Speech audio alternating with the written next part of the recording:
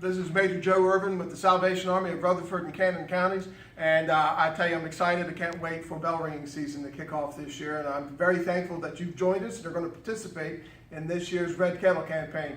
This is Bell Ringing 101. This is to give you some basic advice and some tips and some rules of the road so that you can have an exciting and fun bell ringing experience. The most important rule of bell ringing, and the most important thing for you to remember, is this: have lots of fun. And have fun representing your organization, the Salvation Army, and our retail partners well. And in order to do that, we need to do the following. First thing is, be prepared.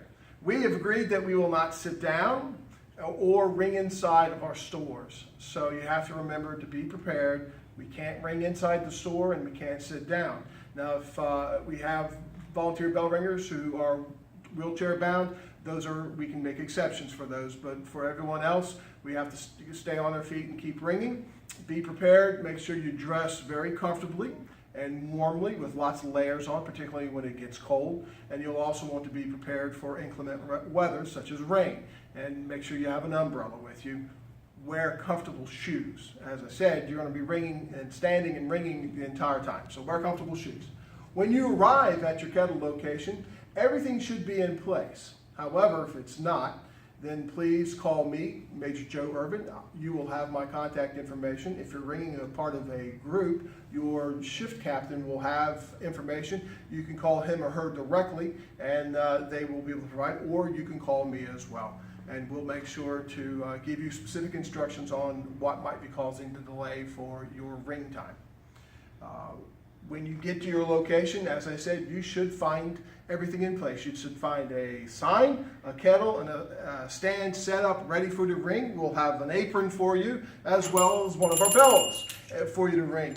And when you get to the store, don't move your stand, okay? Because we've been given instructions by our retail partners where to place our stands and to allow for easy access in and out of the store by their customers. Also, there's fire codes that are involved, so we will want to make sure that we stay where we're placed.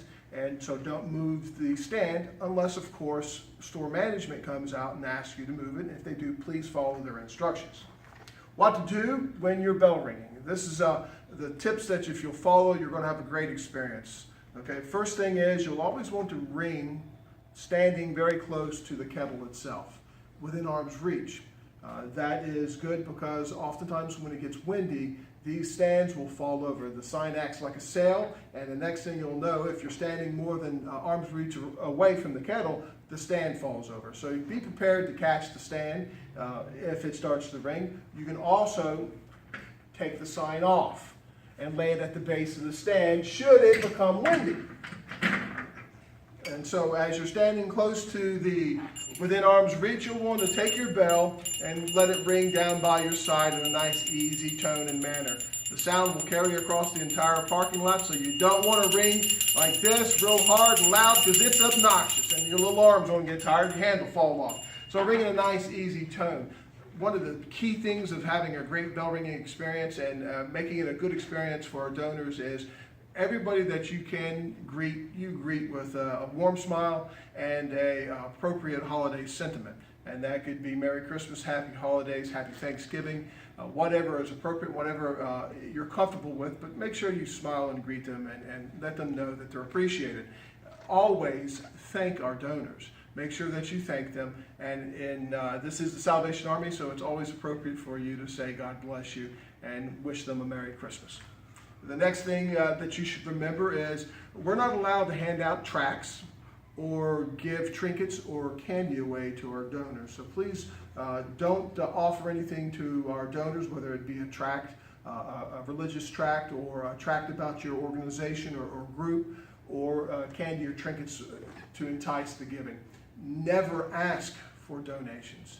You simply greet everyone with a good afternoon, good morning, and a holiday greeting, and that's sufficient. So remember, don't ask for donations. The next thing that we need to talk about is this.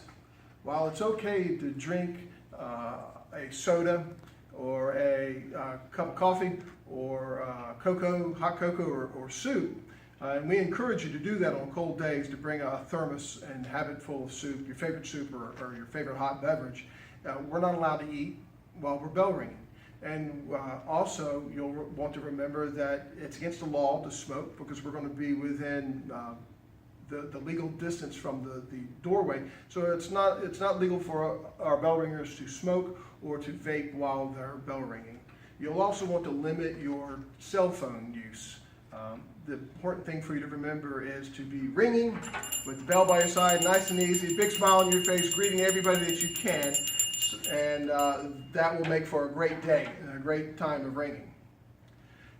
Some of our retail partners have special rules, and they do things a little bit differently. They've asked us to do things a little bit differently than what you may have experienced at another bell ringing at another location. When your shift captain or I will give you, or another Salvation Army staff member will give you specific instructions that might relate to your individual location or that particular store location. So you'll be aware of that. And also you can find that on the back of your stand on the frequently asked questions and the helpful tips and information for your location. What to do when your time of ringing is over: simply give the apron and the bell to your relief. The next volunteer bell ringer who comes on board and is ringing, just give it to them and they'll take over. What happens if they're late?